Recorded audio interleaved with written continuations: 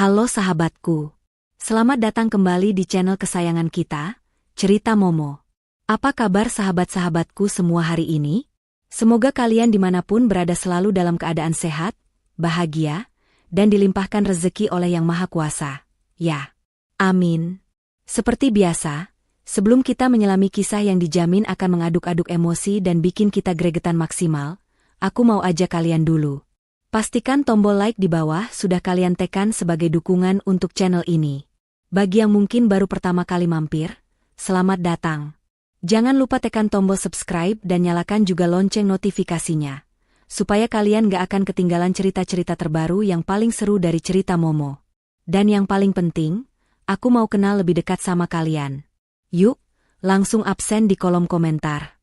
Tulis nama kalian, asal kota kalian, dan jangan lupa ketik hadir. Aku tunggu ya, biar kita makin akrab. Sudah? Kalau sudah, mari kita tarik napas dalam-dalam. Kisah kita kali ini datang dari seorang istri yang kesabarannya diuji sampai ke batas akhir. Judulnya, Suami dan Mertua Sengaja Membuatku Sibuk Agar Aku Tak Ikut Liburan Mereka ke Korea. Dia berkata, "Kau wanita miskin, lebih baik menjaga rumah." Tapi 3 hari kemudian, mereka panik. "Kujo, maaf, aku sibuk." Bagaimana rasanya dihina miskin dan sengaja ditinggal pergi oleh suami dan ibu mertua sendiri? Tapi bagaimana jika pembalasan yang datang jauh lebih mengejutkan dari yang mereka bayangkan? Tanpa berlama-lama lagi, mari kita masuk ke ceritanya. Suara melengking Bu Tiwi membelah keheningan pagi di rumah mewah bergaya minimalis modern itu. Randy, cepat, mana syal kasmir ibu yang ibu beli di Paris itu? Yang warnanya krem gading. Masa mau ke Korea yang sudah mulai dingin tidak bawa itu? Bagaimana sih persiapan kalian? Di ruang tengah yang luas, 2 koper branded berukuran jumbo sudah terbuka menganga.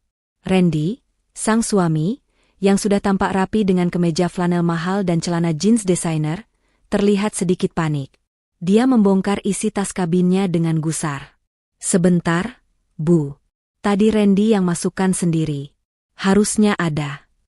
Di sudut ruangan, Salsa, istri Randy, sedang berlutut dengan sabar di lantai marmer yang dingin.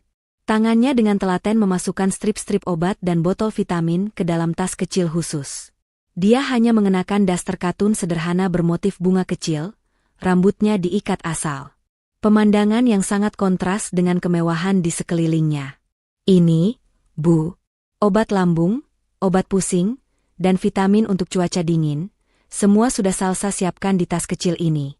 Nanti tinggal dimasukkan ke tas tangan ibu," ujar Salsa lembut, tanpa mengangkat wajahnya. Bu Tiwi mendecakkan lidah, melirik sinis ke arah menantunya. "Telat. Harusnya semua itu sudah siap dari semalam. Kau ini lelet sekali, sih, Sal. Ibu, kan sudah bilang, ibu tidak mau repot di bandara. Kalau begini caranya, bisa-bisa ibu lupa minum obat." Salsa menarik napas dalam-dalam, menghembuskannya perlahan agar tidak terdengar. Sudah semalaman dia tidak tidur, memastikan semua keperluan suami dan ibu mertuanya untuk liburan seminggu ke Korea itu lengkap. Dari charger ponsel, paspor, hingga pakaian dalam mereka. Tapi sepertinya, tidak ada satu hal pun yang dia lakukan pernah terasa benar di mata Bu Tiwi. "Maaf, Bu. Tadi Salsa pastikan dulu dosisnya tidak salah." "Sudahlah, Bu. Nanti kita beli lagi saja syal baru di sana. Yang lebih bagus," kata Randy, akhirnya menyerah mencari. "Enak saja kamu bicara. Itu syal edisi terbatas. Harganya mahal sekali." Bu Tiwi masih mengomel. Matanya beralih menatap tajam ke Salsa. "Pasti gara-gara kau. Kau, kan yang membereskan lemari ibu kemarin? Kau sembunyikan di mana? Hah? Kau iri, kan, tidak bisa ikut?" Salsa terkejut dengan tuduhan itu. "Astaga, Bu. Tidak mungkin Salsa." "Ah, Sal. Tunggu sebentar." Randy memotong ucapan Salsa, seolah teringat sesuatu yang jauh lebih penting. Dia berjalan cepat ke arah meja kerjanya yang megah di sudut ruang keluarga. Dia mengambil setumpuk dokumen yang tebalnya hampir setara kamus, lalu melemparnya dengan keras ke atas meja kopi di depan Salsa. Bunyi debuman kertas itu membuat Salsa sedikit terlonjak. Lihat ini, kata Randy dengan nada serius, menunjuk tumpukan kertas itu. Ini data audit dari tim keuangan. Kacau sekali. Salsa menatap dokumen-dokumen itu. Dia tahu persis apa isinya. Dia yang merancang sistemnya bertahun-tahun lalu, sebelum dia memutuskan pensiun dini untuk menikah dengan Randy. Dia pura-pura memasang wajah bingung. Ada apa ini, Mas? Kelihatannya rumit. Randy berdeham, membusungkan dadanya seolah sedang memegang kendali masalah besar. Ada masalah besar, Sal. Data klien kita dari Seoul Global Partners, yang mau kita temui di Korea itu, datanya tidak sinkron dengan laporan triwulan kita. Kacau sekali. Aku baru dapat email semalam. Ini gawat, bisa-bisa kontrak miliaran kita putus kalau datanya tidak beres. Bu Tiwi yang tadinya sibuk dengan syalnya, kini ikut nimbrung. Terus? Kenapa dilempar ke istrimu? Suruh saja orang kantormu yang kerjakan. Gaji mereka mahal, kan? Randy menggeleng cepat. Tidak bisa, Bu. Ini data rahasia perusahaan. Sangat rahasia. Tidak bisa sembarang orang yang pegang. Hanya aku. Dan ya, Salsa. Randy menatap istrinya, nada bicaranya sedikit merendah, seolah sedang memberi sebuah kehormatan. Kau, kan jago soal angka-angka begini. Dulu kau, kan? Lulusan terbaik akuntansi, Mas. Iya, aku ingat, potong Salsa pelan, nyaris tak terdengar. Dia menahan senyum miris. Randy bahkan sering lupa nama alma maternya. Dia hanya ingat Salsa, jago angka, seperti seorang juru tulis pribadi. Nah, itu maksudku, seru Randy. Pintar. Kau bereskan ini, ya, sayang. Selama kami di Korea, kau harus audit manual semuanya. Cek satu persatu, baris per baris. Cari di mana letak kesalahannya. Data ini harus sudah beres dan ada di mejaku begitu aku pulang. Mengerti? Ini demi masa depan perusahaan kita. Salsa terdiam sejenak. Perusahaan kita? Batinnya. Sejak kapan? Bukankah ini perusahaan Mas Randy dan ibunya?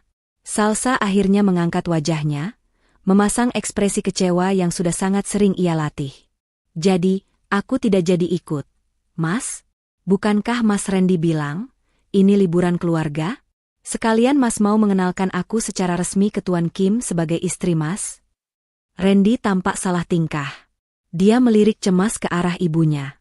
Bu Tiwilah yang langsung maju mengambil alih panggung. Ibu mertuanya itu tertawa kencang, tawa mengejek yang suaranya seperti garpu menggores piring kaca. Hah? Ikut? Kau bilang mau ikut, Salsa? Bu Tiwi memandang Salsa dari ujung rambut sampai ujung kaki. Menilai daster katun yang sedikit lusuh di bagian lututnya, karena terlalu sering dipakai membersihkan rumah. Kau mau pakai baju apa ke Seoul nanti? Pakai daster itu? Kau mau mempermalukan Randy di depan Tuan Kim dan mitra bisnis lainnya? Begitu? Aku punya baju lain, Bu. Baju yang Mas Randy belikan waktu itu. Cicit Salsa pelan, mencoba membela diri. Baju apa? Baju-baju diskon di mall itu? Bu Tiwi semakin menjadi-jadi. Dengar, ya, Salsa. Ini acara penting perusahaan. Yang datang itu orang-orang kelas atas. Mereka pakai baju desainer, jam tangan miliaran. Mereka tidak akan mengerti penampilan sederhana sepertimu. Randy mencoba melerai, tapi dengan cara yang salah. Sudahlah, Bu. Kan Salsa memang harus kerja di rumah. Pekerjaan ini jauh lebih penting daripada sekadar ikut makan malam. Perkataan Randy bagaikan bensin yang menyiram api di hati Bu Tiwi. Dia tersenyum penuh kemenangan. Dia mendekati Salsa, menatap menantunya itu dengan pandangan merendahkan. Tuh, dengar. Suamimu sendiri yang bilang. Pekerjaanmu itu di rumah, desis Bu Tiwi. Dia menepuk-nepuk pundak Salsa dengan kasar, seolah sedang menepuk debu di keset. Lagi pula, Bu Tiwi melanjutkan, suaranya sengaja dikeraskan agar terdengar di seluruh ruangan. Buat apa wanita miskin sepertimu ikut? Kau itu tidak cocok. Tempatmu di sini. Lebih baik kau menjaga rumah dan selesaikan pekerjaan suamimu. Biar Randy bisa fokus mencari uang untuk menghidupimu.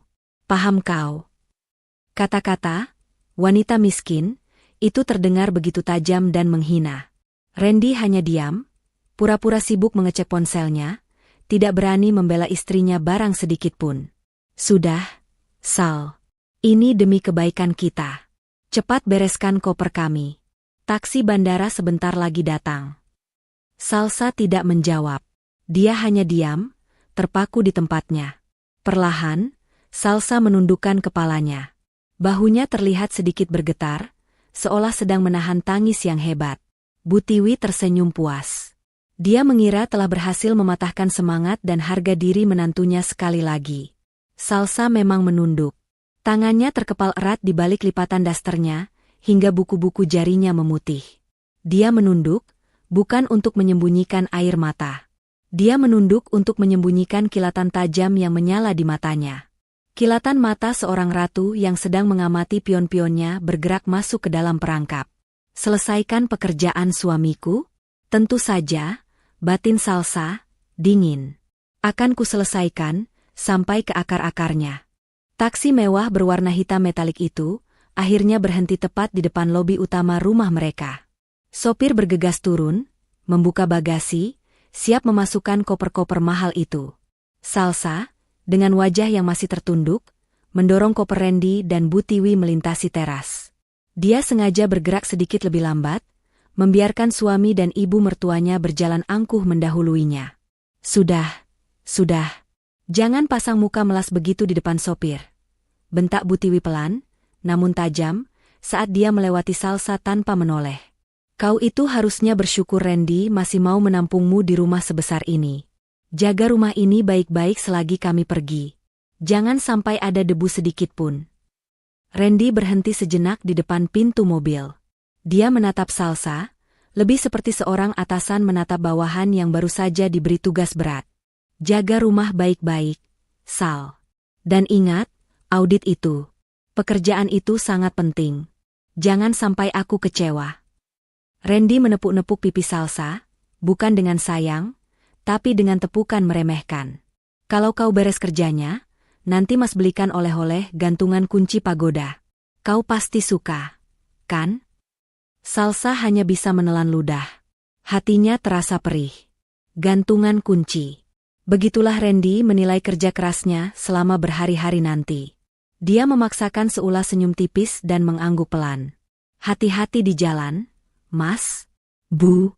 Semoga pertemuannya lancar dan liburannya menyenangkan.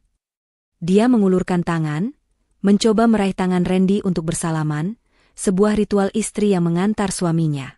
Tapi Randy sudah keburu menarik tangannya, sibuk menjawab panggilan di ponselnya. Ya, halo?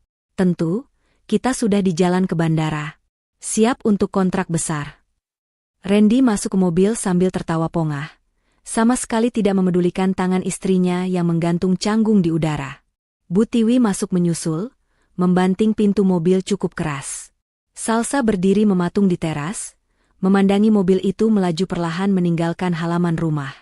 Dari balik kaca jendela yang gelap, Salsa tahu apa yang sedang terjadi. Benar saja. Begitu mobil melaju mulus di jalan raya, Bu Tiwi langsung beraksi. Cepat, Ren. Foto ibu. Foto ibu di mobil mewah ini. Harus kelihatan logo di kursinya. Biar teman-teman arisan ibu tahu ibu mau ke Korea. Seru Bu Tiwi, segera memperbaiki tatanan rambutnya.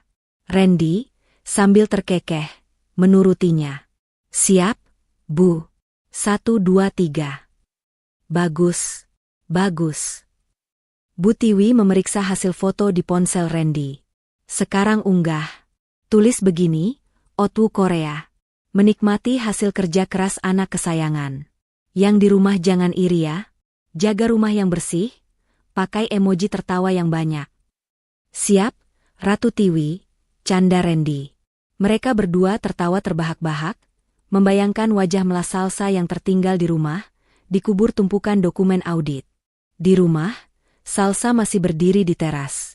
Dia tidak bergerak sedikit pun sampai gerbang otomatis di ujung jalan masuk tertutup sempurna, menelan mobil itu dari pandangannya. Hening. 1 detik, 2 detik, 3 detik. Perlahan, Salsa mengangkat kepalanya. Ekspresi wajahnya berubah total. Wajah sedih, tatapan sayu, dan bahu yang terkulai tadi, semuanya luntur seketika. Wajahnya kini dingin, datar, dan matanya yang tadi dibuat redup, kini menatap lurus ke depan, tajam seperti mata elang. Senyum miris yang tadi dipaksakannya menghilang, digantikan oleh seringai tipis yang penuh perhitungan.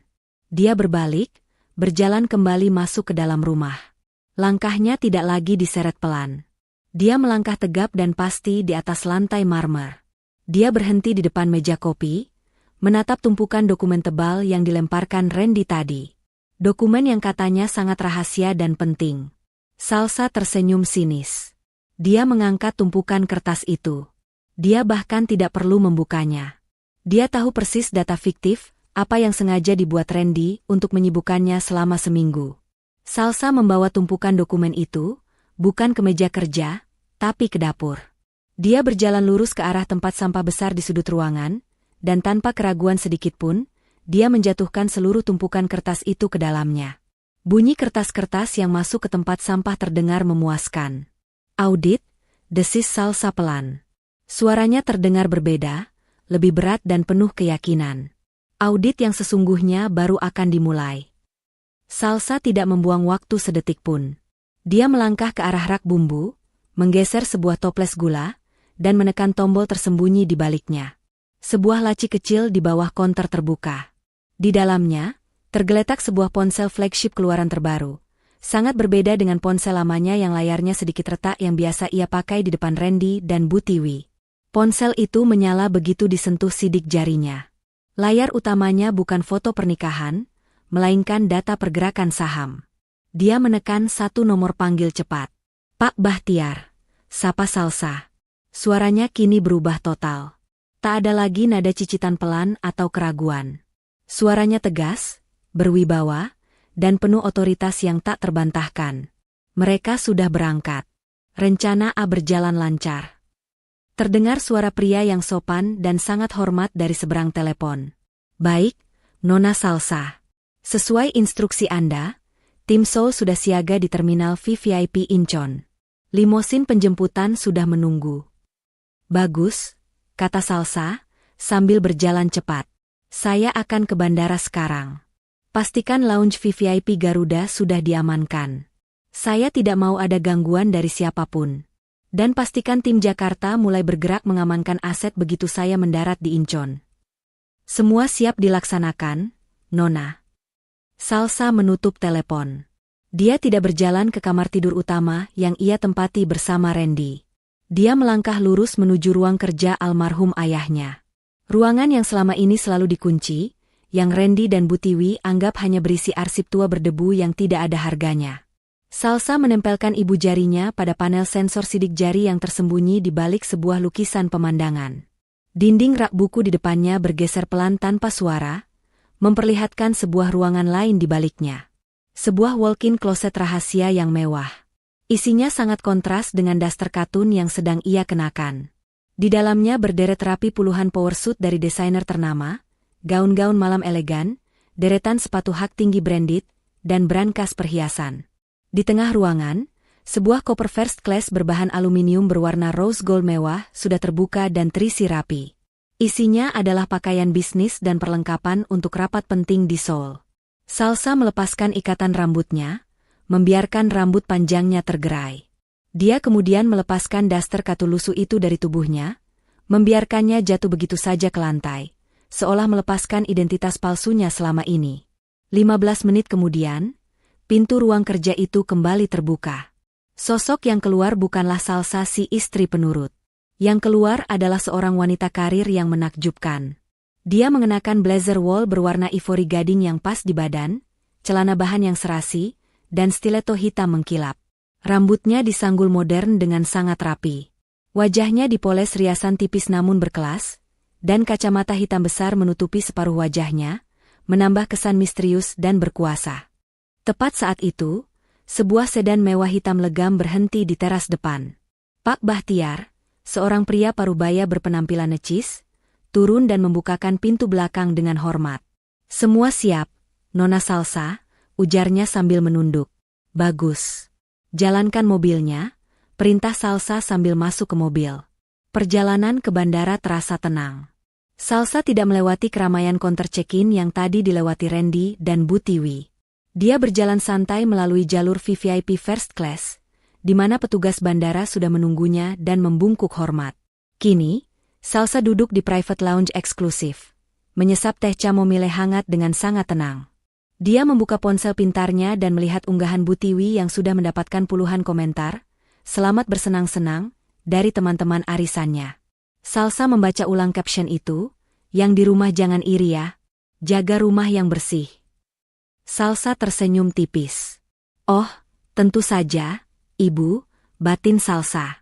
"Aku akan membersihkan rumah ini. Membersihkan semua tikus yang menggerogotinya. Sampai tidak ada yang tersisa."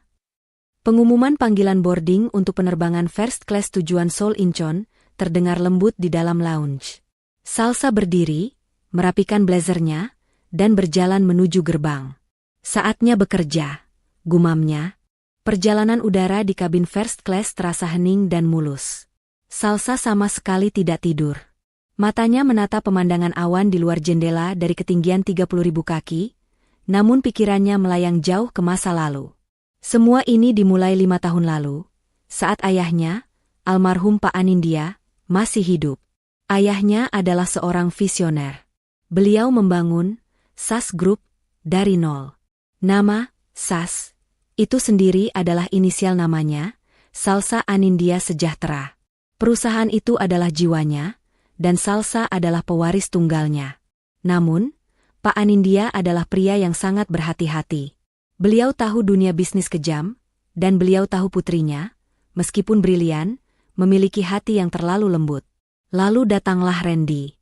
Randy adalah manajer muda yang ambisius, tampan, dan sangat pandai bicara. Dia mempesona Salsa. Keduanya jatuh cinta, atau setidaknya, Salsalah yang jatuh cinta dengan tulus. Pak Anindya, yang sudah puluhan tahun, memakan garam dunia bisnis, bisa mencium aroma keserakahan di balik senyum menawan Randy. Saat pernikahan mereka disiapkan, Pak Anindya jatuh sakit keras. Dalam minggu-minggu terakhirnya, beliau menyusun sebuah rencana induk yang brilian untuk melindungi putrinya.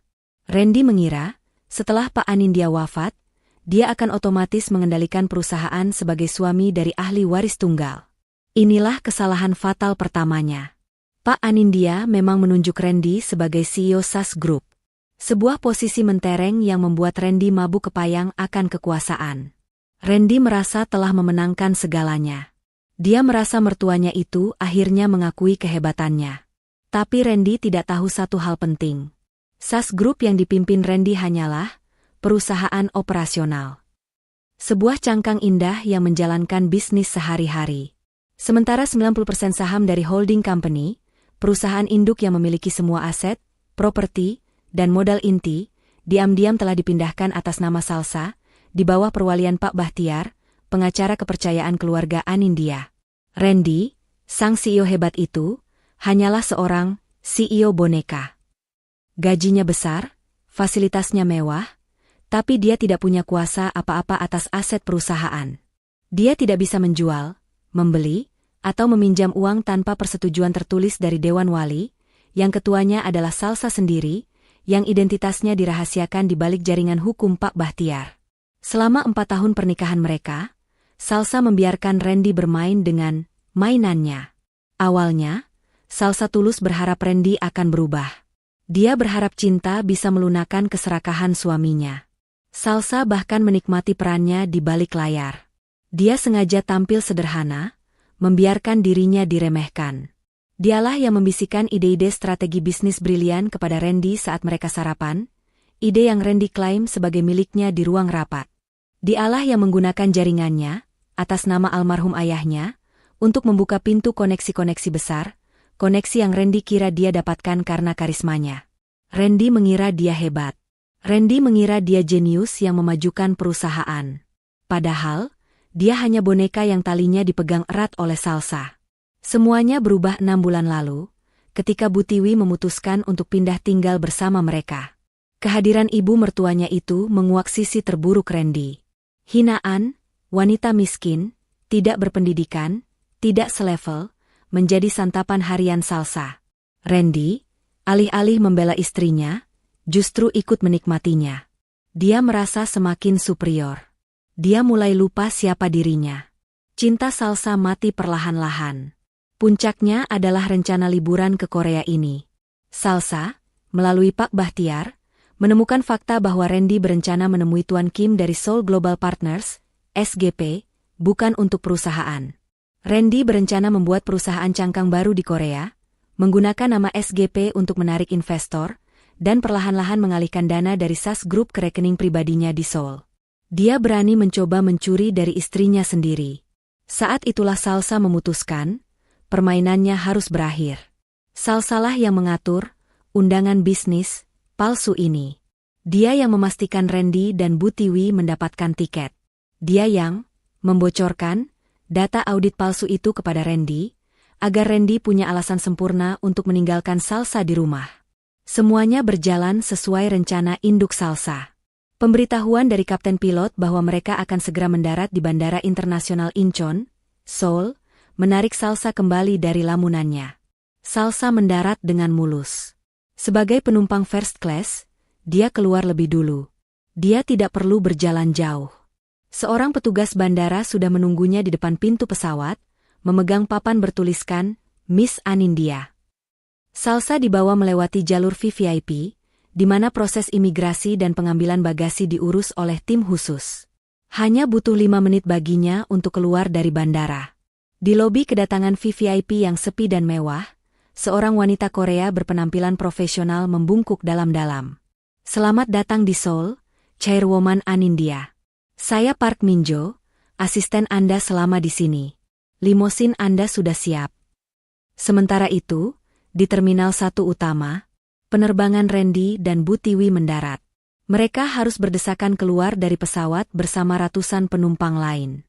Mereka harus berjalan kaki berkilo-kilometer menuju bagian imigrasi. Aduh, panas sekali. Ramai. Bau kimchi di mana-mana. Keluh Bu Tiwi, mengipasi wajahnya dengan paspor. Ini bandaranya kok begini. Ren, tidak ada jalur khusus? Ibu kira kita tamu penting. Randy mulai berkeringat di balik kemeja flanel mahalnya. Dia celingukan, mencari-cari namanya di antara puluhan sopir travel yang memegang papan nama. Sabar, Bu. Mitra kita, SGP, pasti kirim penjemputan VVIP. Pasti mereka menunggu di luar. Mereka mengantre di imigrasi selama 45 menit. Bu Tiwi tidak berhenti mengomel. Setelah mengambil koper, mereka bergegas ke pintu keluar kedatangan. Ramai sekali. Randy menyipitkan mata, mencari tanda, Tuan Randy, CEO SAS Group. Tidak ada. Sama sekali tidak ada. Mana? Ren? Mana penjemputannya? Desak Bu Tiwi, kakinya mulai pegal. Randy mencoba menelepon nomor kontak SGP yang dia punya. Tidak diangkat. Dia mulai panik, tapi gengsinya terlalu tinggi. Mungkin mereka terjebak macet. Bu, kita naik taksi premium saja. Jangan khawatir. Mereka akhirnya harus mengantre di jalur taksi bandara biasa, di tengah keramaian turis lain, menyeret koper-koper mahal mereka di trotoar yang becek karena sisa hujan. Di sisi lain kota Seoul, limosin hitam yang membawa Salsa meluncur mulus tanpa suara. Mobil itu tidak menuju ke hotel turis. Mobil itu memasuki kawasan elit Gangnam, berhenti di depan lobi private sebuah gedung pencakar langit yang ultra mewah. Salsa masuk ke lift pribadi, yang membawanya langsung ke lantai paling atas. Pintu lift terbuka, memperlihatkan sebuah penthouse 2 lantai yang spektakuler, dengan dinding kaca dari lantai ke langit-langit, menyuguhkan pemandangan 360 derajat kota Seoul yang gemerlapan di malam hari. Ini bukan hotel. Ini adalah salah satu properti milik SAS Group. Milik Salsa. Selamat beristirahat, Chairwoman. Rapat dengan Tuan Kim dari SGP yang asli dijadwalkan besok lusa pukul 10 pagi, ujar Park Minjo. Salsa mengangguk. Terima kasih, Minjo. Anda boleh pergi. Salsa meletakkan tas tangannya. Dia berjalan ke dinding kaca, menatap lampu-lampu kota. Jauh di bawah sana, di suatu tempat di jalanan yang macet, Randy dan Bu Tiwi baru saja memulai liburan neraka mereka. Hari pertama di Seoul seharusnya menjadi awal yang gemilang bagi Randy dan Bu Tiwi. Namun, setelah insiden di bandara, di mana mereka harus mengantre taksi biasa seperti turis rombongan, suasana hati Bu Tiwi sudah telanjur keruh. Hotel macam apa ini, Ren? Kenapa kita tidak dapat suite yang paling besar? Yang ada kolam renang pribadinya? Gerutu Bu Tiwi begitu mereka masuk ke kamar deluxe di Lotte Hotel Seoul. Kamar itu sebenarnya sangat mewah, dengan pemandangan menara Namsan dan bathtub marmer yang besar. Tapi bagi Bu Tiwi, yang gengsinya sudah terluka di bandara, semua terasa kurang. Randy melempar jasnya ke sofa. Dia juga kesal. Sudahlah, Bu. Kamar ini saja harganya sudah puluhan juta semalam. Ini sudah yang terbaik yang bisa dipesan mendadak. Tim SGP itu, mungkin mereka salah jadwal penjemputan. Nanti juga mereka menelepon untuk minta maaf. Randy meraih ponselnya, mengecek email. Kosong. Tidak ada email permintaan maaf dari Seoul Global Partners. Tidak ada jadwal rapat baru. Tidak ada apa-apa. Aneh, gumam Randy. Mereka yang mengundang kita ke sini, tapi mereka yang menghilang. Menghilang bagaimana? Bu Tiwi langsung waspada. Jangan bilang perjalanan kita sia-sia. Ibu sudah bilang ke semua teman arisan ibu kalau kau mau tanda tangan kontrak besar di Korea. Tidak mungkin sia-sia, Bu. Randy berkata cepat, lebih untuk meyakinkan dirinya sendiri. Mereka tahu siapa aku. CEO SAS Group. Mungkin mereka sedang mempersiapkan sambutan yang luar biasa. Biasa, kan, orang Korea. Mereka suka basa-basi. Bu Tiwi tampak sedikit tenang, lalu matanya berbinar. Ah, kalau begitu, selagi menunggu, kita harus belanja. Ibu sudah buat daftarnya. Kita harus ke Gangnam, beli tas yang dipakai artis-artis drama itu. Sementara itu, di penthouse mewah di distrik Gangnam, Salsa sedang sarapan. Bukan sarapan sisa roti tawar seperti di rumahnya di Indonesia. Di depannya tersaji sarapan tradisional Korea yang lengkap, disiapkan oleh koki pribadi. Dia duduk di meja makan panjang, mengenakan jubah tidur sutra. Di depannya, Park Min-jo, asistennya, berdiri tegak sambil memegang tablet. Laporan dari Jakarta sudah masuk. Nona Salsa, lapor Min-jo dengan suara datar. Pak Bahtiar mengonfirmasi bahwa tim audit internal sudah berhasil menyalin seluruh data dari server utama Randy. Ditemukan 3 rekening rahasia di Bank Swiss dan Singapura atas nama pribadi Randy, dengan total aliran dana mencurigakan sebesar 70 miliar rupiah dalam 6 bulan terakhir. Salsa mengunyah makanannya dengan pelan. Wajahnya tidak menunjukkan ekspresi terkejut. Dia sudah menduganya. 70 miliar? Dia cukup rakus rupanya. Bagaimana dengan kartu kredit perusahaan yang dia bawa? Min-jo beralih ke layar lain. Semua aktif, Nona. Sesuai instruksi Anda, limitnya sudah dinaikkan menjadi tak terbatas. Dan kami sudah memasang pelacak transaksi real time. Bagus, kata Salsa. Biarkan dia. Biarkan dia menghabiskan uangnya. Semakin banyak dia menggesek kartu perusahaan untuk kepentingan pribadi, semakin tebal berkas penggelapan dana yang kita punya. Biarkan dia menggali kuburannya sendiri. Baik, Nona. Agenda Anda hari ini? Kosongkan, jawab Salsa. Hari ini, saya mau jadi turis. Saya mau menikmati Seoul. Dia tersenyum. Tapi pastikan, kirimkan saya notifikasi setiap kali ada transaksi di atas 10 juta won dari kartu itu. Pesta pora Randy dan Bu Tiwi pun dimulai. Tujuan pertama mereka adalah Shinsegae Department Store, salah satu pusat perbelanjaan paling mewah di Seoul. Bu Tiwi seakan kesurupan. Matanya jelalatan melihat deretan tas branded di etalase. Ren, lihat. Yang itu. Yang dipakai Nyonya Hong di drama itu. Seru Bu Tiwi, menunjuk sebuah tas tangan kulit buaya berwarna merah marun di butik Chanel. Randy melirik label harganya. Matanya sedikit terbelalak. Astaga, Bu. Ini harganya hampir 80 juta won. Itu lebih dari 0,5 miliar rupiah. Bu Tiwi langsung memasang wajah masam. Kenapa? Kau tidak sanggup? Kau CEO, Randy. CEO. Masa membelikan ibu MU tas begini saja tidak bisa? Apa kata teman-teman ibu nanti? Lagi pula, ini kan bisa dimasukkan ke biaya perusahaan. Bilang saja ini untuk oleh-oleh istri Tuan Kim. Gampang, kan? Gengsi Randy langsung tersulut. Siapa bilang tidak sanggup? Dia memanggil pelayan toko dengan angkuh. Saya ambil yang ini, bungkus yang rapi. Dia mengeluarkan kartu kredit platinum perusahaan dengan logo SAS Group. Menggeseknya tanpa ragu. Ting.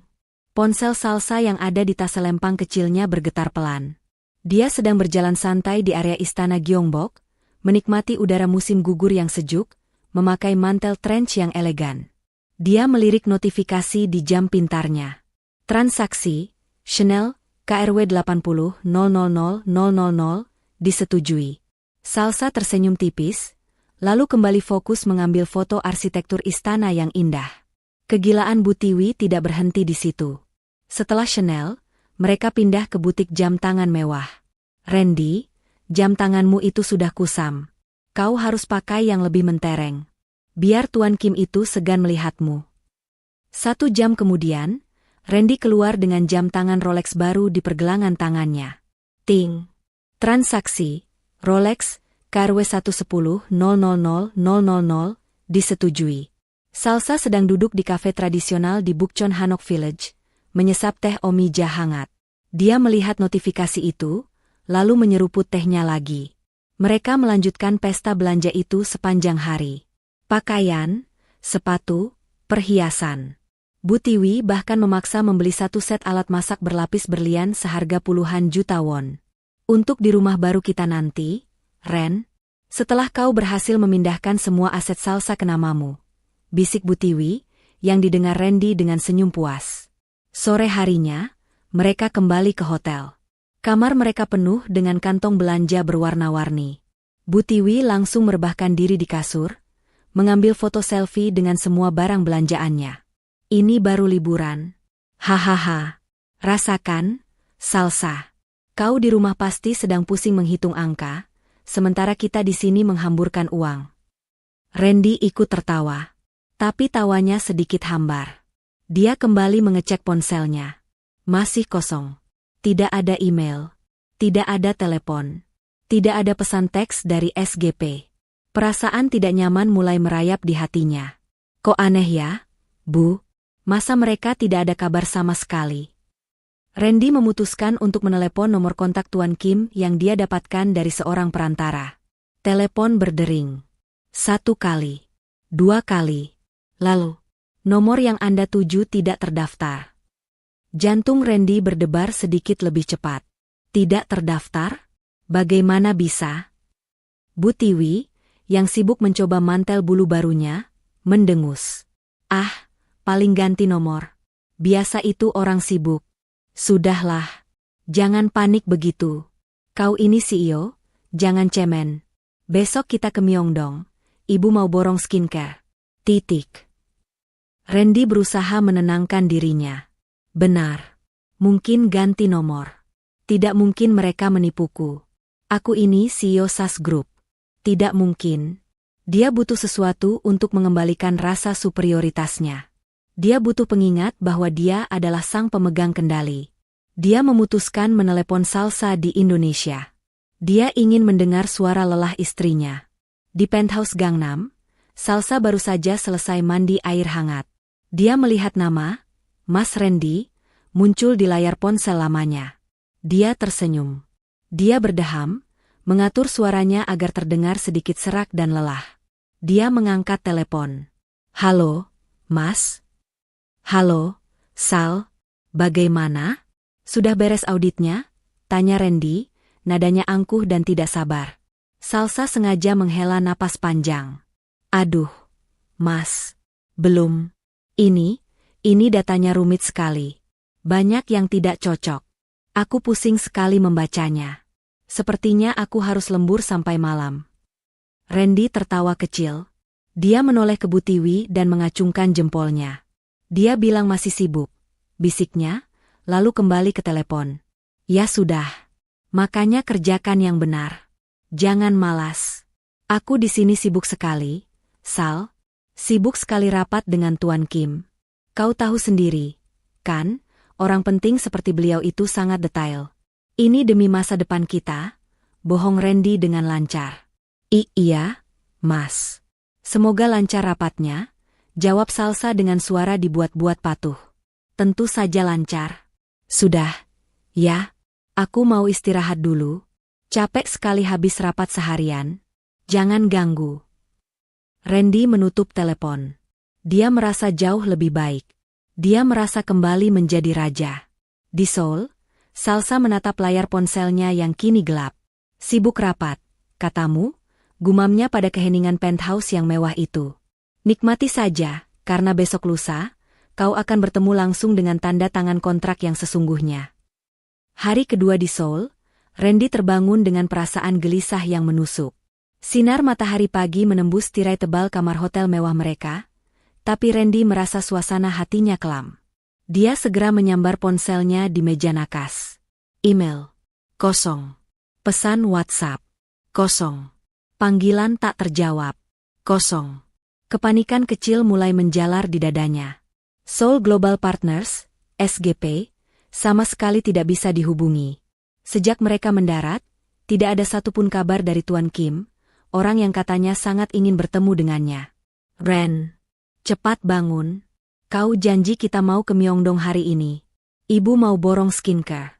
Yang katanya pakai lendir siput emas itu.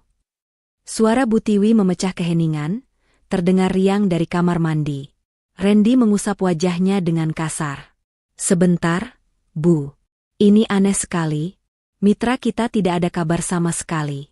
Seharusnya mereka sudah mengirim jadwal pertemuan hari ini. Bu Tiwi keluar dari kamar mandi, wajahnya sudah terpoles riasan tebal, siap untuk berbelanja lagi. Ah, kau ini penakut sekali, Sio Kok Cemen. Pikirkan yang positif.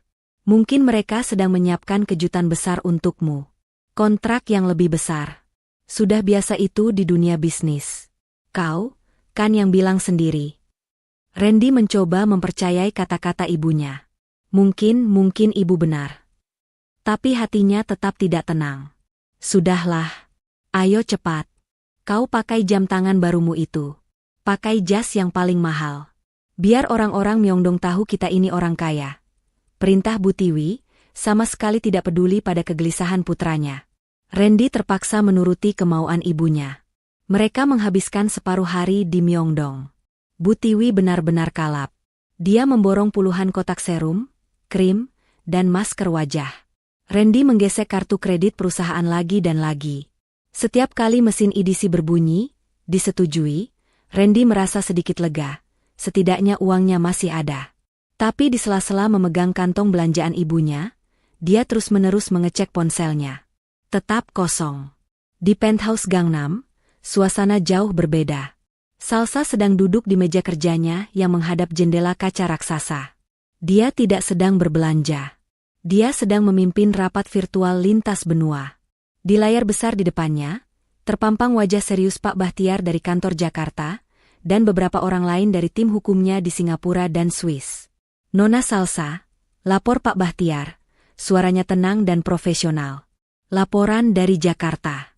Seperti yang Nona duga, RUPS luar biasa, rapat umum pemegang saham luar biasa, sudah kami siapkan landasan hukumnya. Bukti penggelapan 70 miliar itu sudah kami amankan. Tim audit internal sudah berhasil mengunci seluruh akses Randy ke server utama SAS Group. Efektif 1 jam yang lalu, dia sekarang hanya melihat data, cermin, yang sudah kita siapkan. Salsa mengangguk. Data cermin itu artinya, dia masih bisa melihat data keuangan, tapi itu data palsu yang kita kontrol. Tepat sekali, Nona.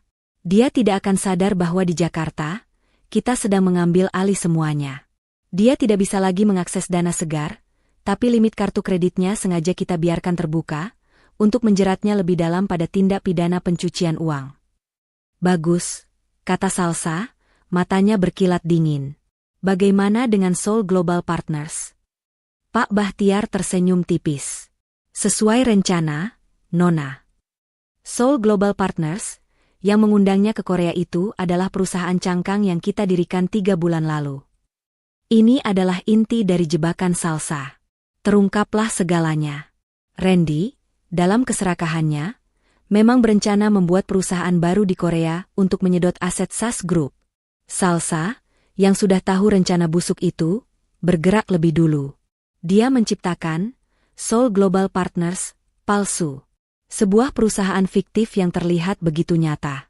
Tim Salsa membuatkan website profesional, profil LinkedIn palsu untuk Tuan Kim, yang seolah-olah CEO-nya, dan korespondensi email yang sangat meyakinkan. Mereka bahkan menyewa virtual office di alamat bergengsi di Gangnam. Semua umpan itu ditelan mentah-mentah oleh Randy. Dia begitu mabuk oleh keserakahannya sendiri, sehingga dia tidak pernah melakukan pengecekan mendalam. Dia merasa di atas angin, merasa berhasil menipu semua orang, padahal dia sedang berjalan masuk ke dalam kandang singa yang pintunya dipegang oleh Salsa. Jadi, dia sedang mengejar hantu, desis Salsa. Tepat sekali, Nona. Undangan bisnis itu, tiket pesawat itu, semuanya diatur oleh tim kita. Kami sengaja membuatnya terlihat sedikit kacau, seperti tidak ada penjemputan, agar dia tidak curiga ini jebakan yang terlalu mulus. Kami ingin dia merasa sedikit bekerja keras untuk mendapatkan kontrak besar ini. Pintar, puji Salsa. Biarkan dia terus mengejar hantu itu. Sementara kita ambil alih istananya. Kembali ke Myeongdong. Randy sudah tidak tahan lagi. Rasa paniknya mengalahkan gengsinya. Cukup, Bu. Cukup belanjanya. Ini bukan liburan. Ini bisnis. Aku harus cari kantor SGP itu sekarang juga. Seru Randy, nadanya meninggi. Bu Tiwi yang sedang asyik mencoba krim pemutih, terkejut. Kenapa harus dicari? Bukannya mereka yang akan menemuimu? Kau ini bagaimana, sih, Ren? Bikin malu saja. Mereka tidak balas emailku. Tidak angkat teleponku. Aku akan datangi kantornya langsung. Bentak Randy. Dia membuka email undangan di ponselnya. Dia menunjukkan alamat itu pada sopir taksi. Ke alamat ini, cepat. Perjalanan ke distrik bisnis Gangnam terasa menegangkan. Randy terus mengetuk-ngetukkan jarinya di lutut. Bu Tiwi mulai merasakan ada yang tidak beres. Ren, ada apa sebenarnya? Jangan buat ibu takut. Semuanya aman. Kan? Tentu saja aman, Bu, jawab Randy, terlalu cepat. Taksi berhenti di depan sebuah gedung pencakar langit yang sangat megah. Lobi marmernya berkilauan. Randy langsung merasa lega. Lihat, Bu, megah, kan? Gedung sebesar ini, mana mungkin palsu. Ibu ini ada-ada saja, kata Randy, keangkuhannya kembali. Dia berjalan angkuh ke meja resepsionis. Permisi, Seoul Global Partners. Lantai berapa? Resepsionis mengecek di komputernya. Seoul Global Partners. Maaf, Tuan. Tidak ada nama perusahaan itu di gedung ini. Jantung Randy serasa berhenti berdetak. Apa? Coba cek lagi. SGP. Seoul Global Partners. Resepsionis itu menggeleng sopan. Tidak ada, Tuan. Mungkin Anda salah gedung? Tidak mungkin salah, bentak Randy, menunjukkan email di ponselnya. Bu Tiwi mulai panik. Ren? Apa katanya, Ren? Randy tidak peduli. Dia melihat ke papan direktori digital di dinding lobi. Dia mencari huruf S. Dan di sanalah. Seoul Global Partners, lantai 34, unit 3405. Itu. Ada. Kau yang tidak becus kerja. Seru Randy pada resepsionis itu, lalu bergegas menarik tangan ibunya ke lift. Tuh, kan, Bu? Ada. Kau ini bikin panik saja. Lift mewah itu membawa mereka naik dengan cepat. Lantai 34. Pintu lift terbuka. Koridornya sepi. Karpetnya masih terbungkus plastik di beberapa bagian. Dindingnya masih berbau cat baru. Lantai itu tampak seperti baru saja selesai direnovasi. Mereka berjalan menyusuri koridor, mencari unit 3405. Dan mereka menemukannya. Pintunya kayu polos, terkunci rapat. Tidak ada plakat nama perusahaan. Tidak ada logo SGP yang megah seperti di websitenya. Tidak ada apa-apa. Hanya selembar kertas A4 yang ditempel di pintu, bertuliskan, dalam proses renovasi. Akan segera dibuka. Randy terpaku. Dia menelan ludah. Keringat dingin mulai membasahi kemeja mahalnya.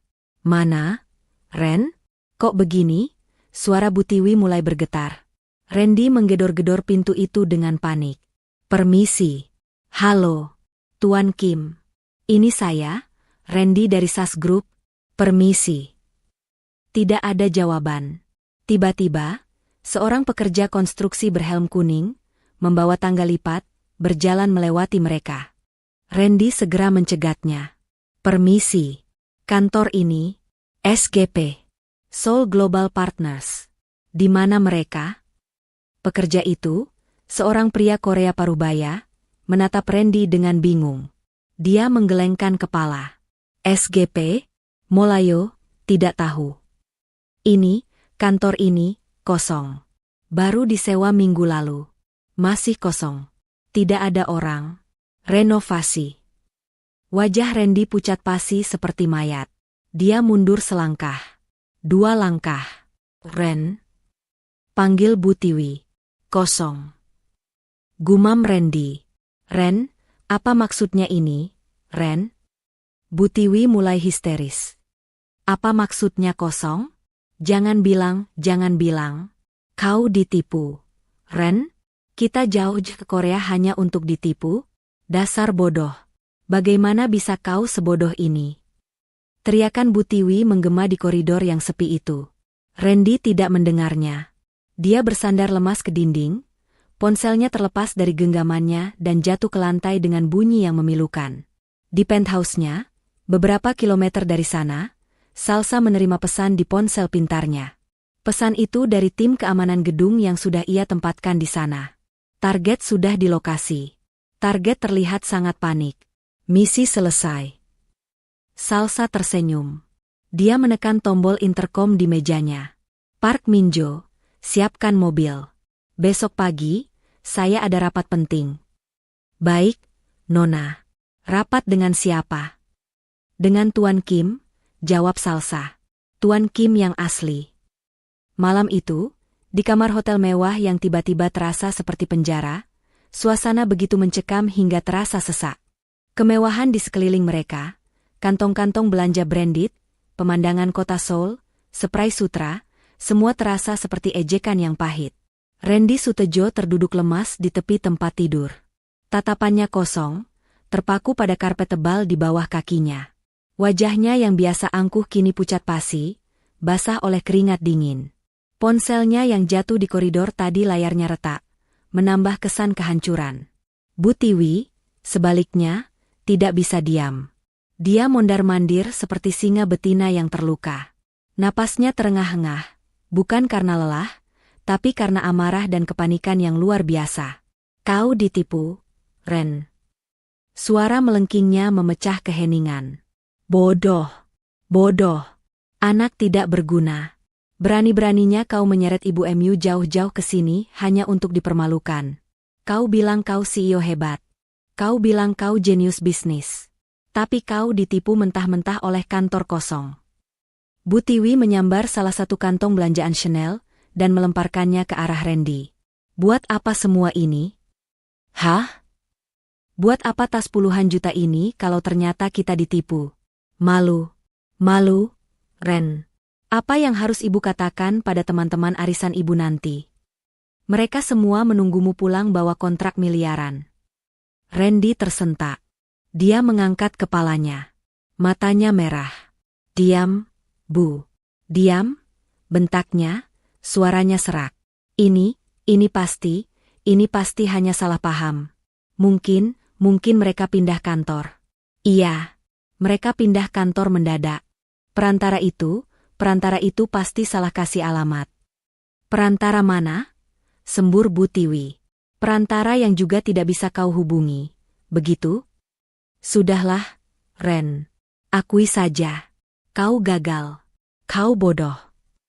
Tidak. Randy berdiri. Gengsinya terluka parah. Dia tidak bisa menerima kenyataan ini. Ini pasti ada yang tidak beres. Tapi aku tidak gagal. Kau lihat. Randy meraih dompetnya, mengeluarkan kartu kredit Platinum SAS Group. Uangnya masih ada. Aku masih CEO. Aku masih punya kuasa. Dia berjalan ke telepon kamar hotel, menekan tombol concierge dengan kasar. Ya, saya Randy dari kamar 2801. Saya mau pesan champagne. Yang paling mahal. Kirim ke kamar saya sekarang juga.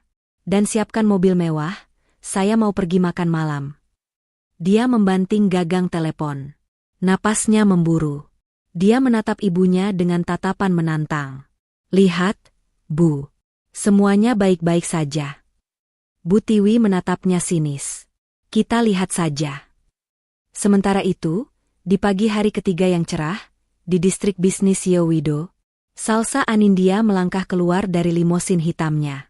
Pagi ini, dia tidak lagi mengenakan mantel turis yang santai. Dia mengenakan powersuit berwarna biru royal yang dijahit khusus, sangat pas di tubuhnya. Rambutnya disanggul modern yang ketat, memperlihatkan leher jenjang dan anting berlian sederhana namun berkelas. Dia memegang tas kerja kulit berwarna hitam pekat. Setiap langkahnya di lobi marmer gedung Seoul International Finance Center, IFC, memancarkan aura kekuasaan yang tak terbantahkan. Dia bukan lagi Salsa si istri berdaster. Dia adalah Chairwoman Anindya. Dia masuk ke lift pribadi, diantar oleh Park Minjo, dan naik ke lantai 60, di mana kantor pusat Seoul Global Partners, SGP, yang sesungguhnya berada. Pintu lift terbuka. Pemandangan Sungai Han terbentang megah di balik jendela-jendela kaca raksasa. Seorang pria Korea parubaya yang sangat gagah dan berwibawa, mengenakan setelan jas 3 potong yang sempurna, sudah menunggunya. Ini adalah Tuan Kim Jae-wook, CEO dan pendiri SGP yang asli, seorang taipan industri yang sangat dihormati di Asia. Suatu kehormatan yang luar biasa akhirnya bisa bertemu langsung. Chairwoman Anindya, sapa Tuan Kim dalam bahasa Inggris yang fasih, membungkukkan badannya dengan hormat. Salsa membalas bungkukan itu dengan anggun. Kehormatan ada di pihak saya, Tuan Kim. Terima kasih sudah meluangkan waktu. Mereka duduk di ruang rapat utama yang megah. Hanya mereka berdua, ditambah Pak Bahtiar yang hadir melalui sambungan video telekonferensi super jernih di layar besar. Langsung saja, Salsa memulai, suaranya tenang namun tajam. Saya yakin Anda sudah menerima laporan awal dari tim saya mengenai situasi internal di SAS Group. Tuan Kim mengangguk, wajahnya serius. Benar. Pak Bahtiar sudah menjelaskannya. Sejujurnya, Chairwoman, kami di SGP sedikit khawatir beberapa bulan terakhir. Kami melihat ada ketidakefisienan dan permintaan-permintaan aneh dari manajemen Anda. Kami hampir memutuskan untuk mencari mitra lain di Indonesia. Salsa tersenyum tipis. Manajemen yang Anda maksud adalah Tuan Randy Sutejo. Benar. Salsa mendorong sebuah tablet tipis ke seberang meja kayu mahoni yang mengkilap itu. Ini adalah laporan audit terbaru dari tim internal kami. Seperti yang Anda lihat, Tuan Randy telah menggelapkan dana perusahaan sebesar 70 miliar rupiah ke rekening pribadinya di Swiss. Tuan Kim melihat angka-angka itu.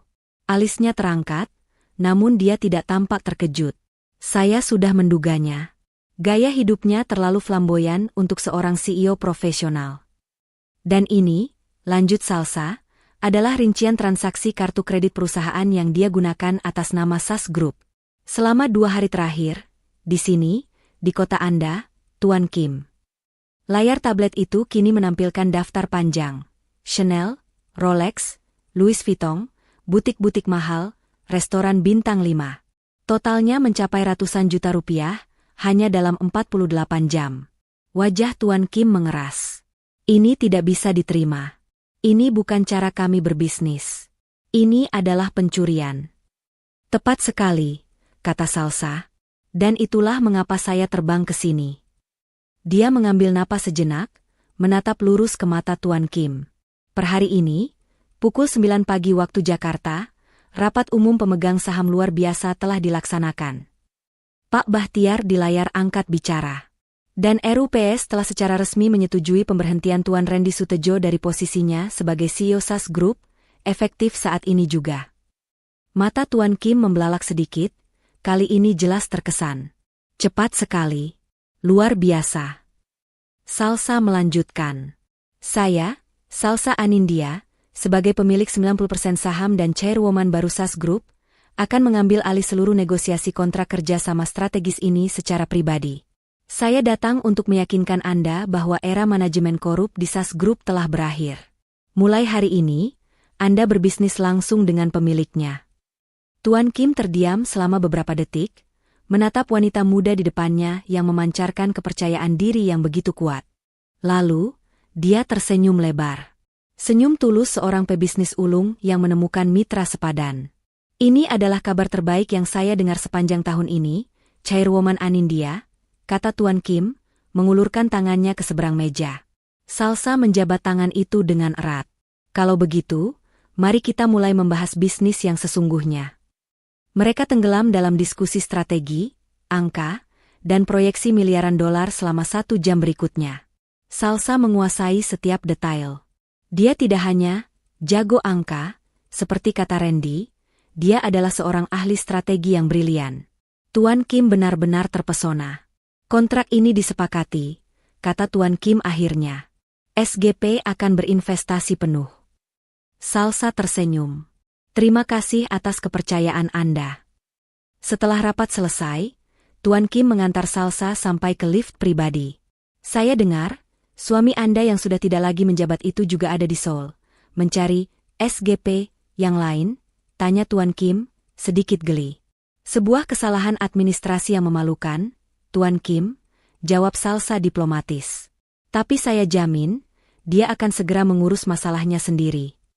Saya mengerti, Tuan Kim tertawa kecil.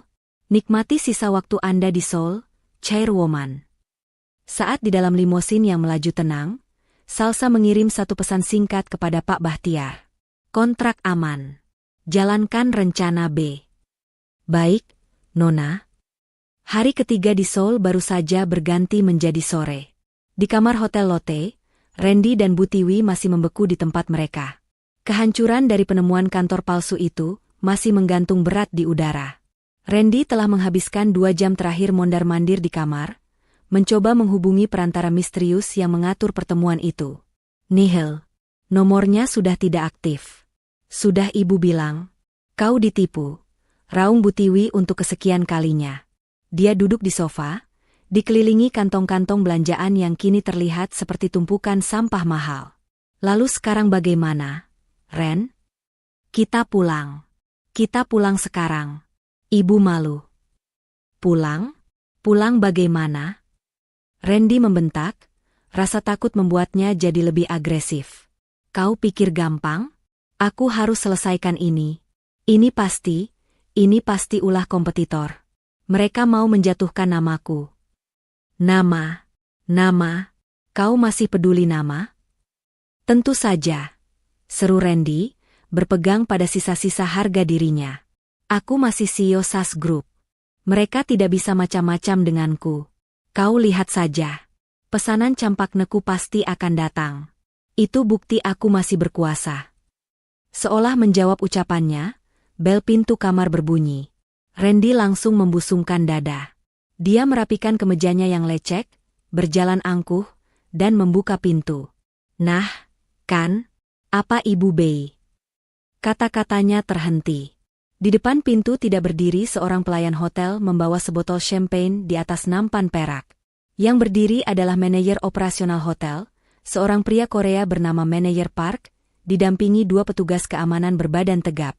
Selamat sore, Tuan Randy, sapa Manajer Park. Nada suaranya sangat sopan, tapi matanya dingin seperti baja. Boleh kami masuk sebentar?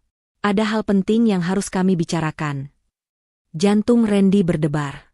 Ada apa ini? Di mana pesanan saya? Manajer Park masuk tanpa menunggu persetujuan. Matanya mengamati puluhan kantong belanja yang berserakan di kamar. Ini mengenai metode pembayaran Anda, Tuan. Bu Tiwi, yang mencium ada sesuatu yang tidak beres, langsung berdiri. Kenapa dengan pembayarannya? Mahal? Suami saya sanggup bayar.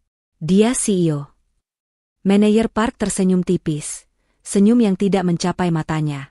Bukan itu masalahnya, Nyonya. Kami baru saja mencoba melakukan verifikasi ulang pada kartu kredit perusahaan SAS Group yang Anda gunakan sebagai jaminan dan untuk semua transaksi Anda. Lalu, kartu itu unlimited. Potong Randy cepat. Kartu itu ditolak, kata manajer Park dengan tenang. Hening.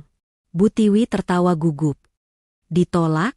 Hahaha, kau pasti salah gesek. Itu kartu platinum. Coba lagi. Mungkin mesinmu rusak. Kami sudah mencobanya 3 kali, Nyonya. Di 3 mesin yang berbeda, manajer Park mengeluarkan sebuah tablet. Statusnya bukan hanya ditolak karena limit. Statusnya diblokir penuh. Diblokir? Randy merasa darah surut dari wajahnya. Tidak mungkin. Itu tidak mungkin. Aku yang pegang kendali. Pasti ada kesalahan sistem.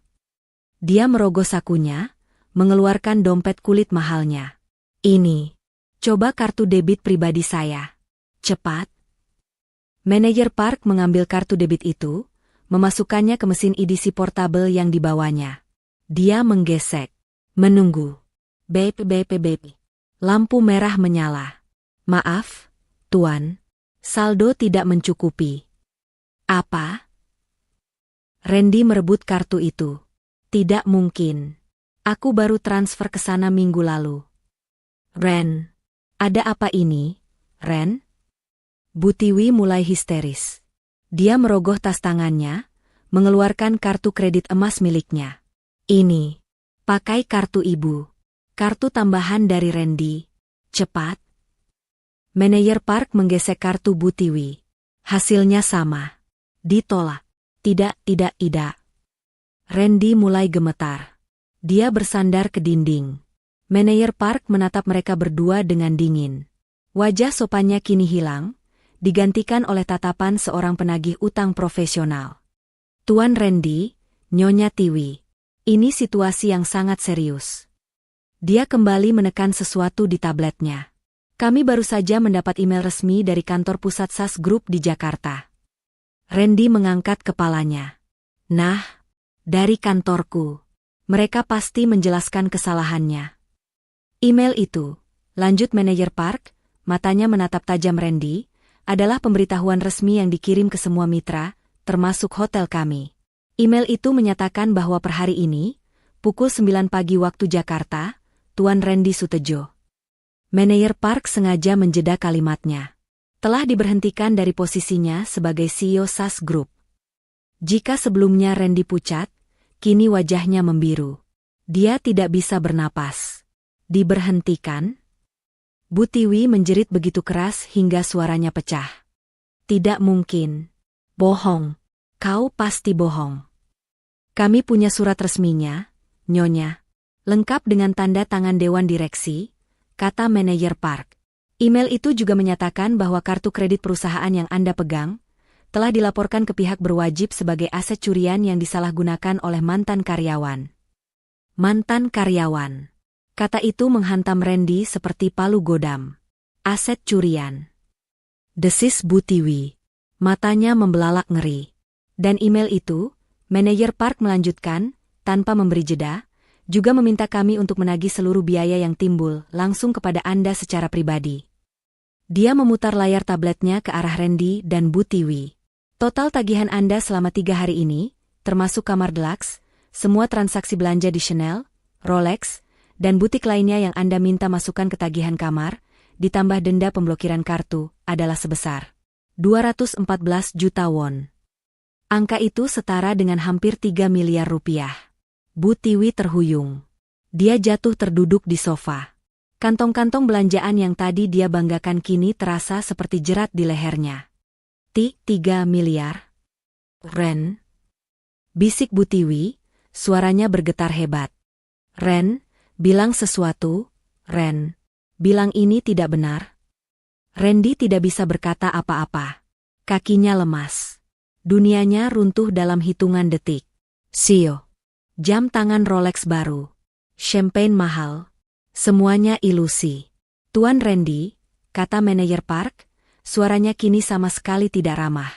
Sesuai kebijakan hotel, Anda tidak diizinkan meninggalkan kamar ini. Paspor Anda dan Nyonya Tiwi akan kami tahan di resepsionis sebagai jaminan. Anda punya waktu 24 jam untuk melunasi seluruh tagihan. Dua petugas keamanan ini, manajer park menunjuk dua pria tegap di belakangnya, akan berjaga di luar pintu Anda. Kau tidak bisa melakukan ini, teriak Randy, mencoba mengumpulkan sisa-sisa keberaniannya. Ini penyekapan. Kami bisa, Tuan. Anda baru saja melakukan tindak penipuan dan penggunaan aset curian di negara kami. Seharusnya saya menelepon polisi, bukan hanya menahan paspor Anda. Anggaplah kami masih berbaik hati, balas manajer park. Lunasi tagihan Anda. Selamat sore. Manajer park dan timnya keluar. Pintu kamar ditutup dengan bunyi klik yang pelan, namun terdengar final seperti bunyi pintu sel penjara. Tidak a. Bu Tiwi meraung sejadi-jadinya. Dia mulai melempar-lempar bantal sofa. Ini pasti ulah dia. Ini pasti ulah si jalang itu. Si Salsa. Pasti dia. Randy tersentak. Salsa. Nama itu membangkitkan sesuatu dalam dirinya. Bukan cinta. Bukan penyesalan. Tapi harapan. Dia masih di rumah. Dia tidak tahu apa-apa. Dia bodoh. Dia masih istriku. Randy merangkak, mengabaikan teriakan ibunya. Dia menyambar gagang telepon di meja nakas. Telepon kamar. Satu-satunya alat komunikasinya yang tersisa. Dia tahu nomor ponsel Salsa yang biasa dia hubungi. Nomor ponsel butut yang dia belikan. Dia menekan nomor itu dengan jari-jari gemetar. Satu-satunya harapannya kini adalah wanita yang beberapa hari lalu dia hina sebagai wanita miskin yang hanya pantas menjaga rumah. Jari-jari Randy yang gemetar berulang kali salah menekan tombol-tombol di gagang telepon hotel. Napasnya tersengal. Keringat dingin membasahi pelipisnya. Di belakangnya, Bu Tiwi mulai menangis meraung-raung, memukul-mukul sofa dengan putus asa. Hancur. Kita hancur. Ren. 3 miliar. Dari mana kita dapat uang sebanyak itu? Kita akan jadi gembel di sini. Kau. Ini semua salah kau. Diam, Bu, bentak Randy, suaranya pecah. Hanya ini satu-satunya cara. Dia pasti mau membantu. Dia istriku. Dia bodoh. Dia tidak tahu apa-apa. Dia pasti akan menuruti kita. Randy akhirnya berhasil menekan rangkaian nomor ponsel Salsa yang benar. Nomor ponsel butut yang sering ia ejek karena layarnya retak. Terdengar nada sambung di gagang telepon. 1 kali. 2 kali. Ayo angkat. Sal, angkat. Desis Randy, matanya terpejam erat, bibirnya komat kamit seperti merapal doa. 3 kali. Dia tidak angkat. Ren. Dia sengaja. Dia pasti sudah tahu. Pekik Bu Tiwi histeris. Diam ku bilang. Lalu, di dering keempat, terdengar bunyi klik. Sambungan terhubung. Di sisi lain kota Seoul, di penthouse mewah distrik Gangnam, Salsa duduk dengan tenang di sofa bludru berwarna zamrud. Dia memandangi gemerlap lampu kota di bawahnya. Ponsel lamanya, yang sengaja ia bawa, tergeletak di meja kaca di depannya. Layarnya menyala, menampilkan nomor panggilan internal dari Lotte Hotel Seoul. Dia membiarkan panggilan itu berdering 3 kali. Park Minjo, asistennya, berdiri dalam diam di sudut ruangan. Nona, panggilan yang Anda tunggu sudah masuk. Salsa mengangguk, tanpa mengalihkan pandangannya dari jendela. Saya tahu. Dia menunggu 1 dering lagi, baru kemudian mengangkat telepon itu. Sebelum berbicara, Salsa menarik napas dalam-dalam. Saat dia menghembuskannya, seluruh aura chairwoman Anindya yang berkuasa luntur seketika. Suaranya kembali menjadi lembut, sedikit serak, dan penuh keraguan. Persis seperti Salsa yang mereka kenal. Halo? Mas? Mas Randy? Suara itu bagaikan alunan musik terindah di telinga Randy. Dia merasa seluruh beban di pundaknya terangkat. Dia masih bodoh. Dia tidak tahu apa-apa. Salsa, kau kemana saja? Lama sekali mengangkat telepon. Sifat arogan Randy adalah hal pertama yang kembali begitu rasa takutnya mereda. Belum sempat Salsa menjawab, Bu Tiwi sudah menyambar gagang telepon paralel yang ada di meja sebelah tempat tidur. Salsa. Kau, jangan pura-pura tidak dengar. Cepat bantu kami. Salsa, di penthouse-nya, harus menahan senyum sinis. Dia memutar-mutar gelas berisi air mineral di tangannya. Dia memasang nada suara bingung. Maaf, Mas, Bu. Tadi Salsa di dapur, sedang mencuci piring sisa makan malam. Ada apa? Kenapa? Kenapa Mas Randy telepon pakai telepon hotel? Ponsel Mas Randy rusak? Ponsel Mas rusak. Jatuh? Bohong Randy cepat. Dengar, Sal. Mas butuh bantuanmu. Penting sekali. Gawat. Jangan basa-basi, Ren. Bilang saja padanya. Sembur Bu Tiwi dari telepon sebelah. Salsa. Kami butuh uang. Sekarang juga. Cepat kau transfer uang ke rekening hotel ini. Salsa memainkan perannya dengan sempurna. Uang? Bu? Transfer? Tapi bukannya Mas Randy bawa kartu perusahaan? Dan aku tidak punya uang sebanyak itu, Bu. Uang belanja yang Mas kasih, kan pas-pasan. Bukan uangmu, teriak Randy frustrasi. Uang perusahaan. Dengar, ada masalah administrasi besar di sini. Sabotase. Seseorang dari kantor menjebak Mas. Semua kartu Mas dan Ibu tiba-tiba diblokir. Kami tidak bisa membayar hotel. Astaga. Salsa berseru dengan nada kaget yang dibuat-buat. Diblokir? Ya Tuhan, Mas, kok bisa? Terus Mas Randy dan Ibu bagaimana di sana? Kalian baik-baik saja? Pertanyaan itu terdengar tulus. Namun bagi Randy dan Bu Tiwi, itu adalah pertanyaan bodoh. Jangan banyak tanya, raung Bu Tiwi. Kami tidak baik-baik saja, bodoh. Dengar, cepat kau ke ruang kerja almarhum ayahmu. Ibu tahu di sana ada brankas. Di dalam brankas itu pasti masih ada simpanan sertifikat rumah atau deposito. Ibu pernah lihat ayahmu menyimpannya. Randy menyambung. Benar, Sal, cepat kau buka brankasnya. Kau ambil apa saja yang ada di sana. Bawa ke bank sekarang juga. Jaminan, bilang kau mau pinjam uang. Kami butuh 3 miliar. Cepat, Sal. Ini demi Mas. Demi perusahaan kita. Hening. Di penthouse-nya, Salsa menutup mata. 3 miliar. Dulu, dia pernah meminta Randy membelikan ayahnya kursi roda medis yang harganya 30 juta saja. Randy bilang itu pemborosan. Sekarang, mereka memintanya mencari 3 miliar. Di kamar hotel, keheningan ini terasa menyiksa. Salsa, teriak Randy panik. Kau masih di sana? Jangan bikin Mas panik. Perlahan, Salsa menjawab. Suaranya masih terdengar pelan, tapi getarannya hilang. 3 miliar? Bu, Mas, itu brankas almarhum ayah. Isinya, itu semua peninggalan ayah untukku. Aku tidak berani membukanya. Randy meledak. Dia sudah di ujung tanduk. Tidak berani bagaimana? Kau istriku. Apa yang jadi milikmu? Jadi milikku juga. Lakukan saja apa yang kuperintahkan. Amarahnya berganti menjadi rengekan putus asa. Kau mau suamimu ini dipenjara di Korea? Hah? Kau mau Mas jadi gembel di sini? Tega kau, Sal. Bu Tiwi ikut menimpali, lebih kejam. Dasar istri tidak berguna. Suami kesulitan bukannya dibantu. Kau itu sama saja seperti orang tuamu, miskin dan menyusahkan. Cepat lakukan, atau kau tidak usah pulang ke rumah. Kami usir kau begitu kami kembali. Rumah.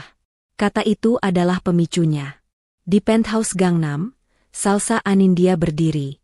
Dia berjalan perlahan ke arah jendela kaca raksasa yang menyajikan pemandangan malam kota Seoul yang tak tertandingi. Keheningan di ujung telepon Salsa kini terasa berbeda. Bukan lagi keheningan orang bingung. Ini adalah keheningan yang dingin. Sal, kenapa kau diam lagi? Desak Randy, firasatnya mulai tidak enak. Pulang ke rumah? Suara Salsa terdengar lagi. Tapi itu bukan lagi suara Salsa yang mereka kenal. Suaranya datar, jernih, dan dingin menusuk. Nada lembut dan ragu-ragu itu hilang sama sekali. Randy tertegun. Sal, apa maksudmu? Bu Tiwi juga merasakan perubahan itu. Apa-apaan kau ini? Nada bicaramu. Jangan kurang ajar ya. Kau sudah berani membantah ibu? Aku sedang sibuk, Bu, jawab Salsa. Randy bingung setengah mati. Sibuk? Sibuk apa? Kau bilang kau di rumah. Sibuk cuci piring? Oh, itu tadi, kata Salsa. Sekarang aku sibuk sekali. Aku sedang mengerjakan pekerjaan yang Mas Randy kasih. Audit itu. Rumit sekali, Mas. Randy merasa sedikit lega, tapi juga kesal. Audit? Lupakan audit bodoh itu. Kau gila, ya? Nyawa suamimu lebih penting. Selamatkan kami dulu. Oh, aku tidak sedang mengerjakan audit palsu yang Mas berikan di atas meja kopi itu, kata Salsa, suaranya setajam pisau bedah. Audit itu sudah di tempat sampah. Aku sedang mengerjakan audit yang sebenarnya. Audit atas nama Tuan Randy Sutejo.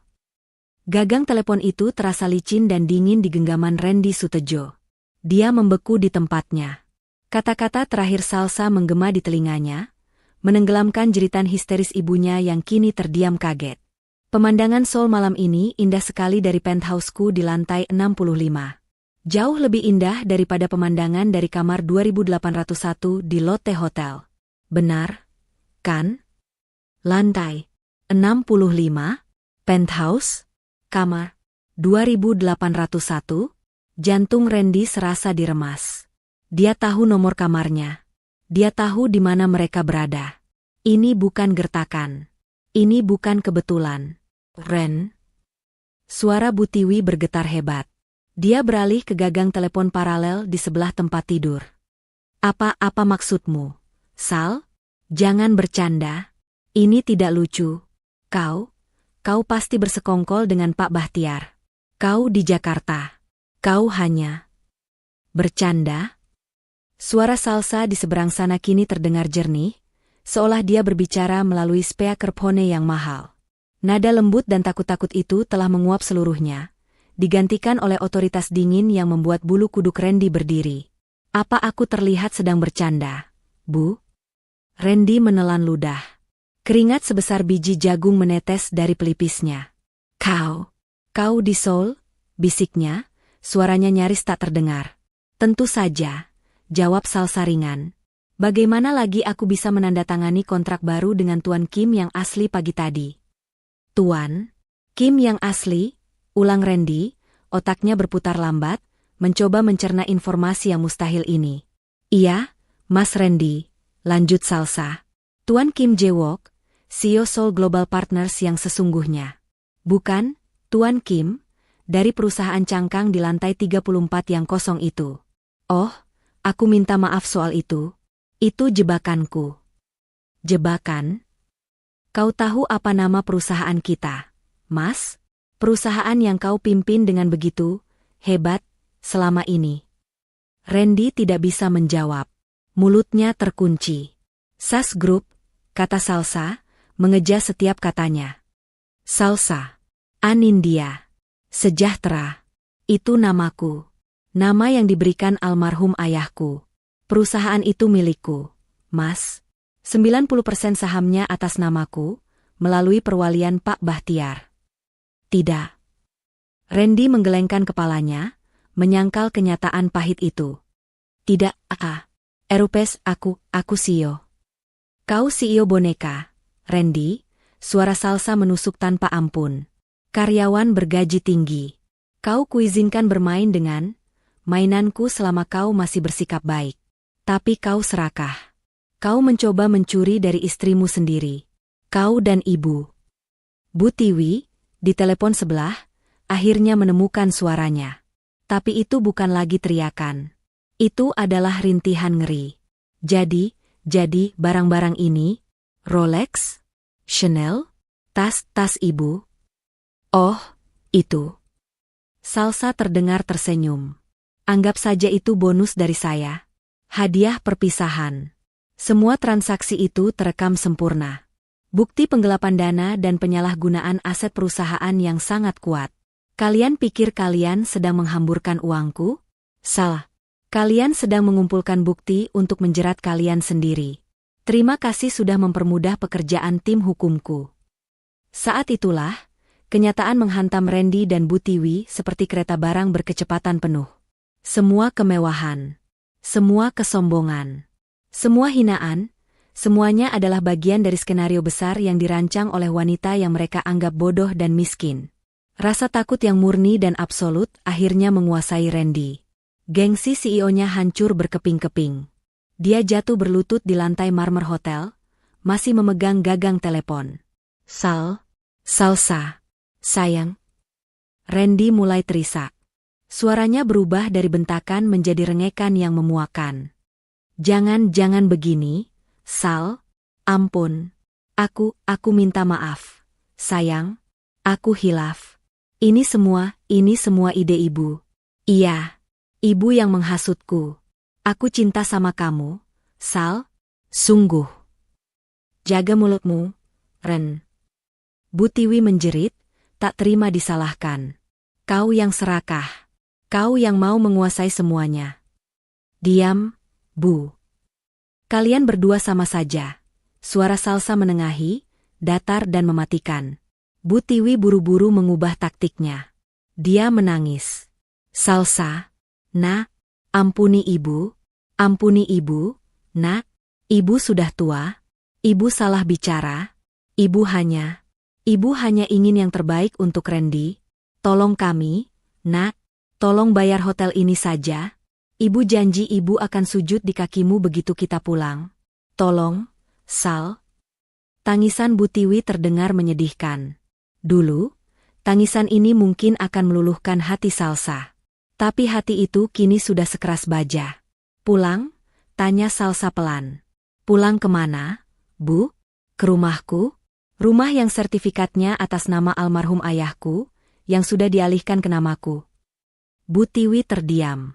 Rumah yang ibu bilang aku hanya menumpang di sana, lanjut Salsa. Rumah yang ibu bilang lebih pantas untuk teman arisan ibu.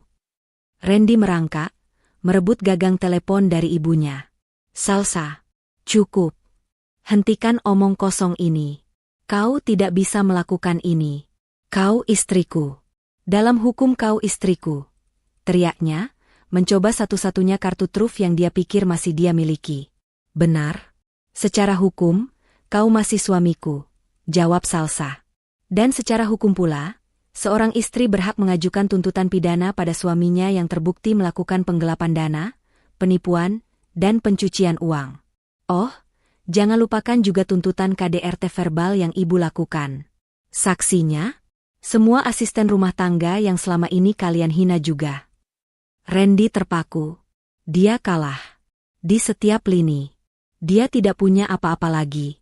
Tidak ada kekuasaan. Tidak ada uang. Tidak ada harga diri. Lalu kami bagaimana? Sal, bisik Randy, suaranya hampa. Kami tidak punya uang. 3 miliar. Kami tidak bisa pulang. Kami akan dipenjara di sini. Itu bukan urusanku, jawab Salsa. Salsa. Randy berteriak untuk terakhir kalinya, seluruh keputusasiaannya tumpah ruah. Tolong, transfer uang.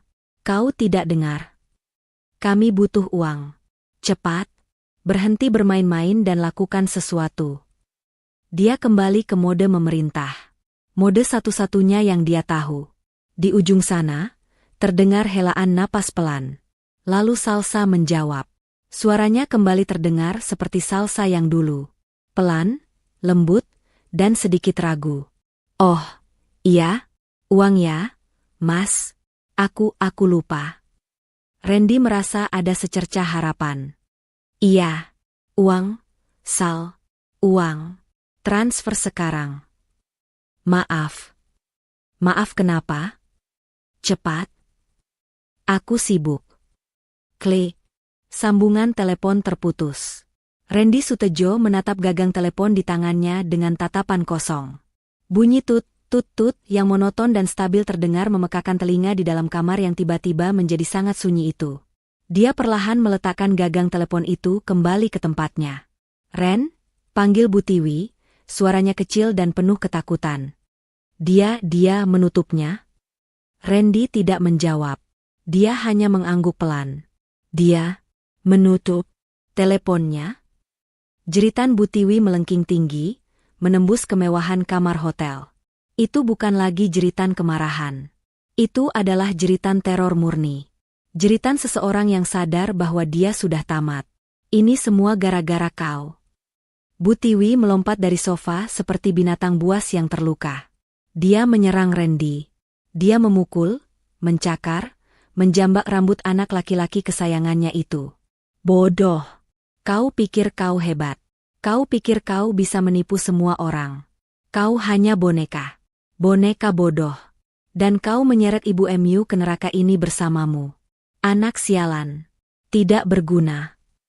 Randy, yang jiwanya sudah hancur lebur, terlalu syok untuk melawan.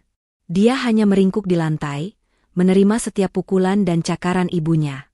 Dia terjatuh di antara tumpukan kantong belanjaan Chanel dan Rolex. Barang-barang yang 2 hari lalu menjadi simbol statusnya, kini menjadi saksi bisu kejatuhannya yang paling hina. Di dalam kamar hotel 2801, nada sambung terputus yang monoton dari gagang telepon yang diletakkan Randy terdengar memekakan telinga. Suara itu, suara sambungan yang terputus, terasa jauh lebih keras daripada teriakan Bu Tiwi beberapa saat lalu. Hening. Hening yang begitu tebal dan berat, seolah udara di kamar mewah itu telah berubah menjadi semen. Randy Sutejo masih berlutut di lantai. Tangannya masih memegang gagang telepon, menatapnya dengan pandangan kosong. Bu Tiwi, yang terdiam kaget di sofa, adalah yang pertama pulih. "Ren," bisiknya, suaranya serak dan bergetar. Dia menutupnya? Berani sekali dia?" Randy tidak menjawab. Dia hanya mengangguk pelan. Dia menutup teleponnya. Jeritan Bu Tiwi melengking tinggi, menembus kemewahan kamar hotel. Ini bukan lagi jeritan kemarahan. Ini adalah jeritan teror murni. Jeritan seseorang yang sadar bahwa dia sudah tamat. Ini semua gara-gara kau. Bu Tiwi melompat dari sofa seperti binatang buas yang terluka parah. Seluruh fasad keanggunan seorang sosialita yang dia bangun bertahun-tahun luntur dalam sekejap. Dia menyerang Randy. Dia tidak lagi memukul. Dia mencakar, menjambak, dan menggigit. Bodoh. Kau pikir kau hebat. Kau pikir kau bisa menipu semua orang. Kau hanya boneka. Boneka bodoh. Dan kau menyeret ibu MU ke neraka ini bersamamu. Anak sialan. Tidak berguna. Kembalikan hidupku. Kembalikan uangku. Randy, yang jiwanya sudah hancur lebur, terlalu syok untuk melawan. Dia hanya meringkuk di lantai seperti bayi, mencoba melindungi kepalanya dari amukan ibunya sendiri. Dia terjatuh di antara tumpukan kantong belanjaan Chanel dan Rolex. Barang-barang yang 2 hari lalu menjadi simbol statusnya, kini menjadi saksi bisu kejatuhannya yang paling hina. "Berhenti. Tolong. Sakit, Bu." "Ampun," rintih Randy. Keributan itu terlalu kencang. Suara teriakan, barang-barang yang terbanting, dan tangisan histeris itu menggema sampai ke koridor. Tiba-tiba, pintu kamar hotel didobrak terbuka dengan keras. 2 petugas keamanan yang tadi berjaga di luar, kini menyerbu masuk, diikuti oleh manajer park yang wajahnya sudah merah padam karena marah. Mereka terpaku sejenak. Pemandangan di depan mereka sungguh kacau. Kamar mewah itu seperti kapal pecah. Seorang wanita tua sedang menjambak rambut seorang pria yang meringkuk di lantai, di tengah lautan kantong belanja mewah. "Hentikan!"